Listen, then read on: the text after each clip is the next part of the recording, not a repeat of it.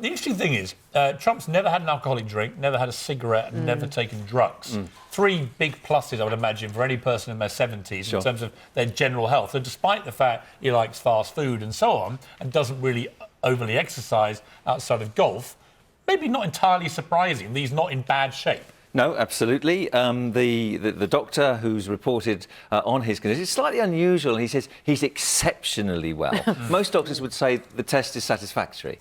But he's gone further and said but he he's a will Trump be... doctor, though, isn't he? Exactly. Well, he's not actually. He speaks Trump language. He's not a Trump doctor. He's a rear admiral in the Navy. He's just a bit over the top. He wants to reassure people that the president is healthy, and that's understandable. But to say he's exceptionally well when he's nearly obese is a bit unusual. The key thing, I mean, the obesity, you can see the size of Trump. He's a big lad, and that's not entirely surprising. And as somebody pointed out yesterday, he watches a lot of TV, eats fast food, and he's a bit overweight, like most American men, probably. So in that sense, he's going to be quite relatable, and they'll probably think, yeah, he's one of us.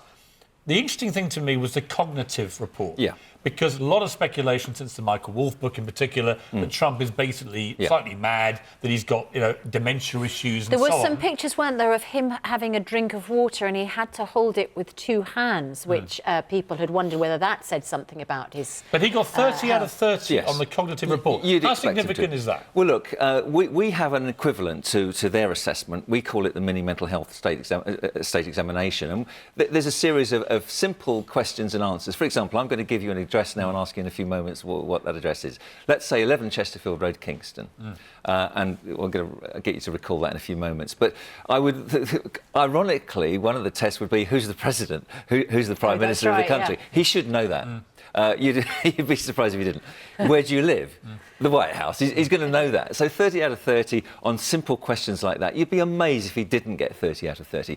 What that test doesn't reveal would be an intelligent psychopath or a borderline personality. And I think, when you look at what the American psychologists are saying, they're talking about his behaviour. Do you think he's either of those things? Do you think he has a personality disorder, I think it's or is borderline psychopath? Well, I think he's a borderline personality. Do you? I do, because when you use language, as he did about the people of Haiti, I visited Haiti with Ben Shephard after the earthquake in 2010, 6 months after the earthquake, devastation. The people are charming, they have no resources, they have nothing at their... And to hear him, the president, describe people in the way he did is very, very odd. It's undiplomatic. Two things. Look, there's nothing about Trump that's ever diplomatic. So also, we have to acknowledge he is contesting the exact wording of what he said, right? Thirdly, he would probably just see that as, if you go to New York and you meet anyone in business in New York, I can tell you, they all talk like Trump, right?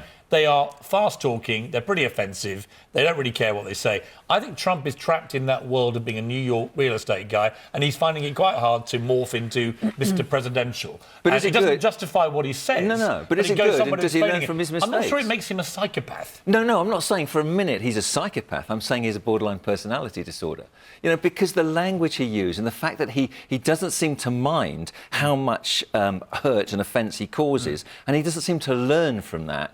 Is he making the world a better place, the way he talks? Or is he making it a more What's interesting, a lot of people in Middle America think he is. And a lot of people on the coast of America think he's the devil incarnate. Well, I think this mini mental health state examination, it's good to know that he's got what about his physical health? Can I just ask about this? Maggie Haberman, who is the White House correspondent for the New York Times, is reporting this morning a reminder that earlier physicals, decades ago, put Trump's height at 6'2".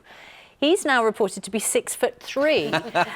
Now, is it likely he's grown an inch in stature since he became president? It's very unlikely. She points out that would make a difference on his BMI, changing it from between overweight and obese. Maybe the propitious growing his hair and he's an inch taller that way. I've got to say, I stood next to Trump. We can probably get pictures of this. I would say he is 6'3", because I'm 6'1".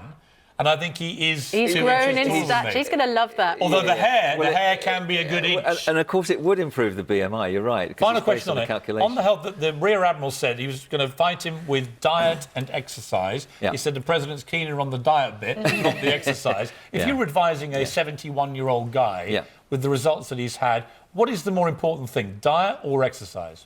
For me, exercise is really important. Really important. He's on statins. He plays golf.